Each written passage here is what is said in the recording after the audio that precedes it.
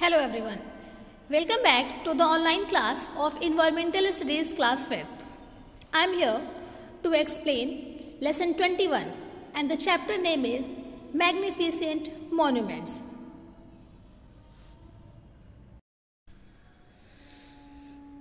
In this lesson, I will explain the following topics: the Golden Temple, the Gateway of India, the Ajanta and Ellora caves, the Gol Gumbaj, the Char Minar, the Konark Sun Temple, the Taj Mahal, and at last bookwork.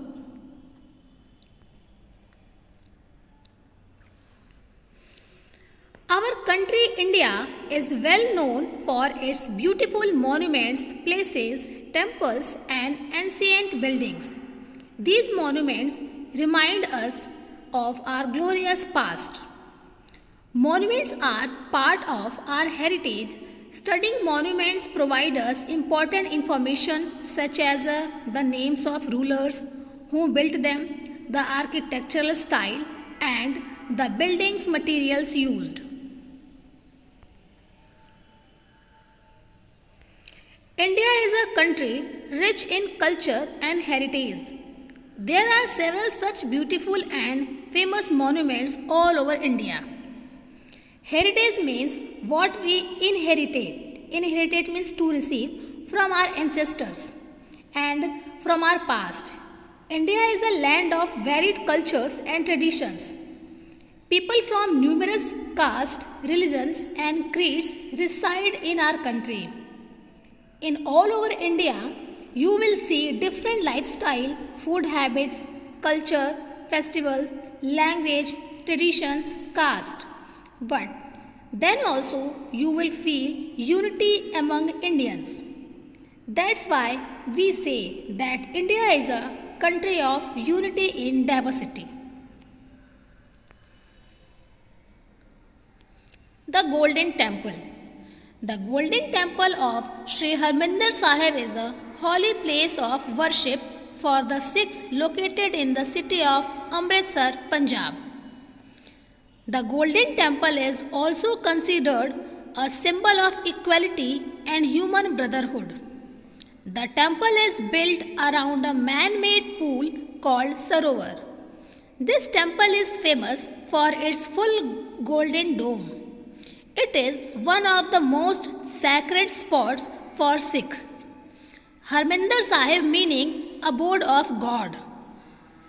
The pool Sarovar was completed by the 4th Sikh Guru, Guru Ram Das in 1577. The 5th Sikh Guru, Guru Arjan designed the Harmandir Sahib and had the Adi Granth, the holy book of Sikh, kept inside the temple. As you know that the Gita is the holy book of Hindu, Quran is the holy book of Muslim, Bible is the holy book of Christian. Same as Adi Granth is the holy book of Sikh which is kept inside the Golden Temple.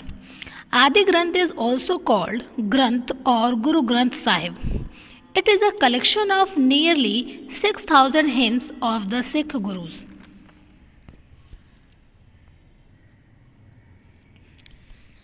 The Golden Temple has 4 entrances which are the 4 directions: north, south, east, west, from where people can enter the temple.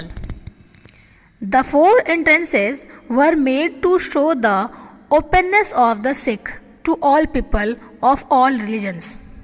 At every entrance to Sri Harmandir Sahib, there is provision for keeping shoes and luggage of devotees, free of cost. On arrival at the Golden Temple, men and women are required to wear a scarf over their head.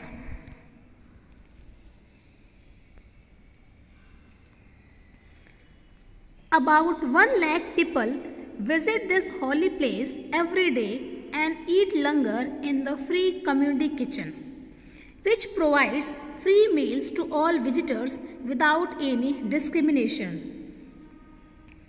Meals in the langar are vegetarian and are simple and nutritious. The kitchen has two dining halls which have a combined capacity of 5,000 people. People come and sit down to eat on the mats on the floor. Are served food by the volunteers. On holidays and religious occasions, a roti making machine is used. Most of the raw materials are brought from Delhi or bought locally. The kitchen receives a lot of donations too, either in cash or kind.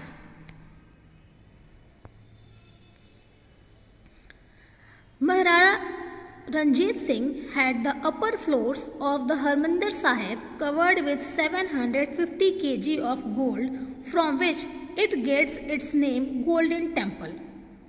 The Golden Temple is famous for its beautiful golden dome.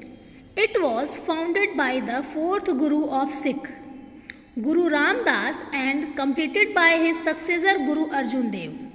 The Golden Temple is so called because the entire upper half of the temple is inlaid with copper covered over by gold plate. The Gateway of India. The Gateway of India is located on the waterfront at Apollo Bandar in Mumbai.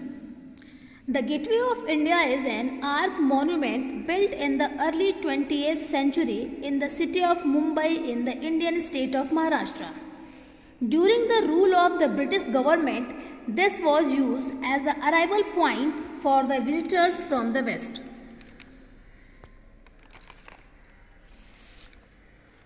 The Gateway of India was designed by George Whitted on the occasion of the visit of King George V of England and his wife Queen Mary on their first visit to India in 1911. The design of the monument took 3 years to pass and finally got sectioned on March 31, 1911. The archway of the monument is built of basalt and about 21 lakh was spent to build the arch alone. The gateway, however, was completed in 1924. It is built in the shape of an arc and is 26 meters high. The monument is surrounded by another of Mumbai's major tourist attraction, the Marine Drive facing the vast Arabian Sea.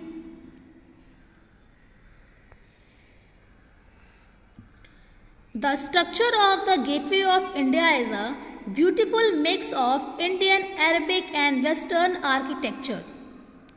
Before independence, the gateway served as an entry and exit point of India. The last British ships set to sail in 1947 to leave the country from the Gateway of India, making it a legend. It overlooks the Arabian Sea and is also called the Taj of Mumbai. This monument served as an entrance point to India for the British Viceroy. The Ajanta and the Ellora Caves. The Ajanta and the Ellora Caves are located in Aurangabad in Maharashtra. The Ajanta caves were built by Buddhists almost 2000 years ago. Ajanta and Ellora caves are listed under UNESCO as a World Heritage Site. The sculptures and other structures of these caves are carved out of stone using only a hammer and chisel.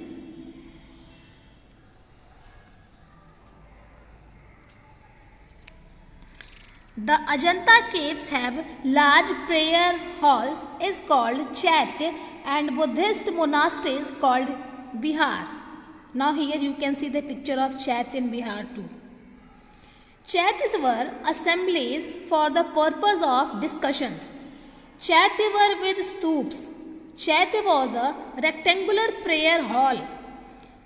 Vihar were for the purpose of living. Vihars did not have stoops. The viharas in India were originally constructed to shelter the monk during the rainy season, when it became difficult for them to lead the wanderer's life. The caves were carved out of rocky hills and decorated with large paintings depicting the life of Buddha. Depicting means to show something. The Ellora caves have Hindu, Jain and Buddhist paintings and sculptures. The Ellora caves were made during the rule of the Rashtrakoot king Krishnavan. Students, in these caves, the Hindu caves show scenes from the Ramayana, the Buddhist caves show the life of Buddha, and the Jain caves show the various Jain saints called Tirthankars. The Gol Gumbaj. The Gol Gumbaj is located in Bijapur in Karnataka and is the tomb of Muhammad Adil Shah, the Sultan of Bijapur. Gol Gumbaz means circular dome. Its dome is the second largest in the world. The architecture of this monument is unique. The four towers have stairs leading to the top of the dome. The gallery around the dome provides a magnificent view of the town. Magnificent means very impressive and attractive. The dome stands without any pillars or supported. The Gol Gumbaj is also known as the Black Taj Mahal or Taj Mahal of South India. A particular attraction in this monument is the central chamber, where every sound is echoed 7 times.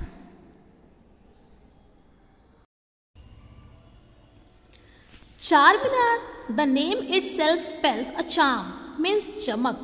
The monument was built to celebrate the end of plague epidemic in Hyderabad during the late 16th century.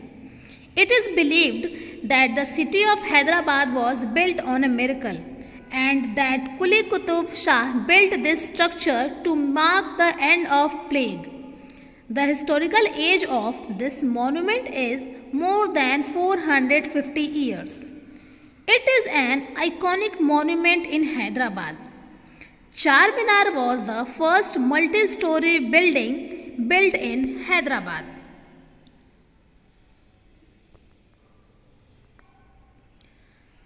The name Charminar comes from the four char in Hindi minars that rise to a height of 48.7 meters. The second floor of the monument has a mosque, means masjid. Charminar looks spectacular when it is lit up at night. Spectacular means very impressive to see. As you can see in picture, in this monument you can see mosque also. There are 4 minars in this monument, that's why its name is Charminar.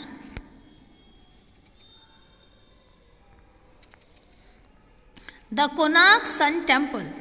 The Konark Sun Temple situated in the eastern part of India in Odisha. Students, the other name of Sun Temple is Black Pagoda.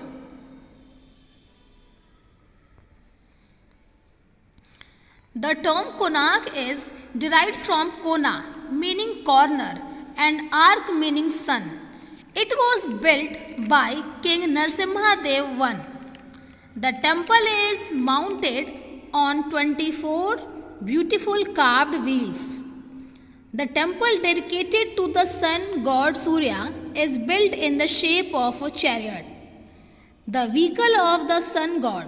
There are 2 rows of 12 wheels on each side of the Konark Sun Temple. These 24 wheels represent the 24 hours in a day, and others say the 12th months. The setting of the spokes in the wheels serves as sundials and gives the exact time of the day.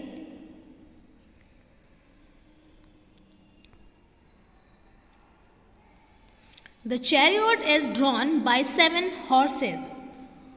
Surya, the Hindu sun god, travels in a chariot driven by 7 horses.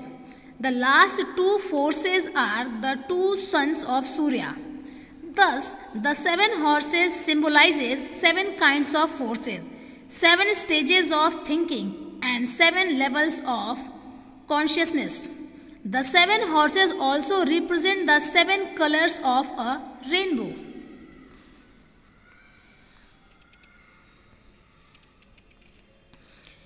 Entrance of Sun Temple. Here in this picture you can see two lions guard the entrance of the temple.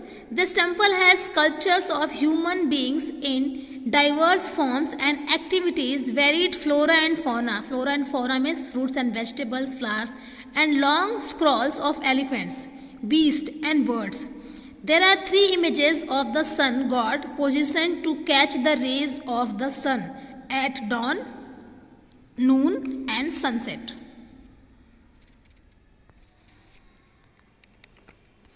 The Taj Mahal. The Taj Mahal is located in Agra, Uttar Pradesh, built by Mughal Emperor Shah Jahan. The Taj Mahal is one of the 7 wonders of the world. The Taj Mahal is a symbol of endless love and devotion.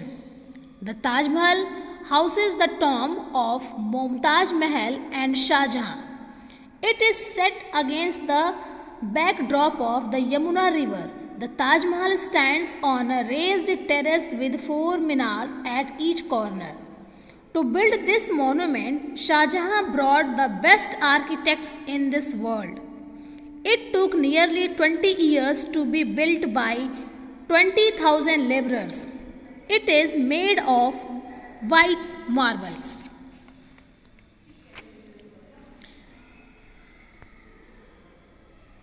Shah Jahan built the Taj Mahal in memory of his beloved wife Mumtaz Mahal. It is one of the most beautiful monuments in India and looks spectacular on a full moonlight. It has a beautiful gardens too all around it and is surrounded by a red stone wall. The marble in the Taj is inlaid with gems and semi-precious stones used in the floral design to decorate the wall. The architectural complex comprises 5 main elements. First, the darwaja or main gate. Second, the bagicha or garden. Third, the masjid or mosque. Fourth, the Nakkar Khana or rest house. Fifth, the Roja or the Taj Mahal Museum.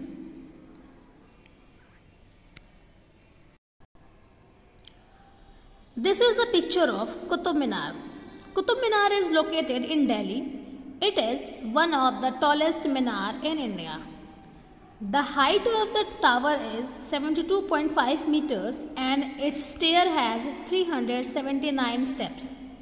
It is made of red sandstone. It is constructed by Qutbuddin Aibak in 1192 and completed by Iltutmish and finally by Firoz Shah Tughlaq. Poetry, or you can say lines from the Holy Quran composed in Arabic, are inscribed on its wall. All the stories are surrounded by a projected balcony encircling the minar.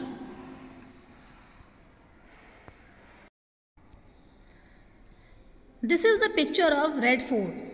It was built by the Mughal Emperor Shah Jahan in 1648. Delhi's famous Red Fort is known by that name because of the red stone with which it is built, and it is one of the most magnificent palaces in the world. India's history is also closely linked with this fort. Red Fort was built as the fortified palace of Shahjahanabad, capital of the Mughal Emperor Shah Jahan.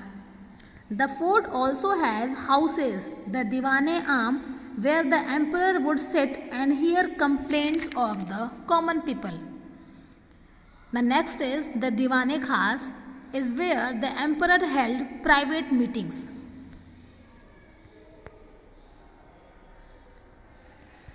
This is the picture of India Gate located in Delhi. 13,300 servicemen's names including some soldiers and officers from the United Kingdom are inscribed on the gate. This structure called Amar Jawan Jyoti has since 1971 served as India's tomb of the unknown soldier. India Gate was constructed to honor the soldiers of India that were killed during World War I. Also, this structure reminds of us the sacrifices made by thousands of soldiers who have given their lives during the First World War.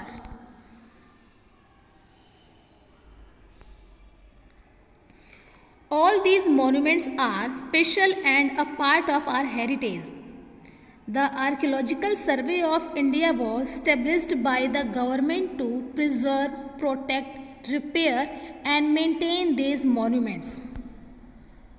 Here in this picture you can see Amar Jawan Jyoti, that is also known as the India Gate and located in Delhi.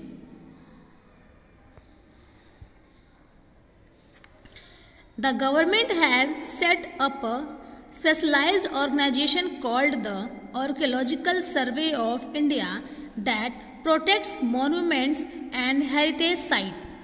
UNESCO has identified 35 World Heritage Sites in India as of now. Causing damage to them is a punishable offense. As students, we too can do our bit by not spitting and throwing garbage in and around the monuments, by not writing or drawing on the walls, by always buying entry tickets while visiting these monuments.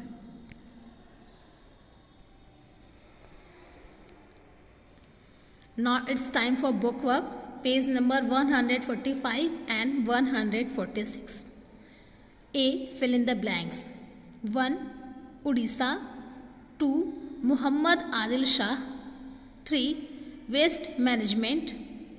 4. Archaeological Survey of India. 5th. Marble. Next. B. Tick the correct answers. First, B. Shah Jahan. Second, B. New Delhi.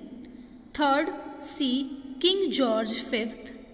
Fourth, C. Aurangabad. Fifth, A. UNESCO.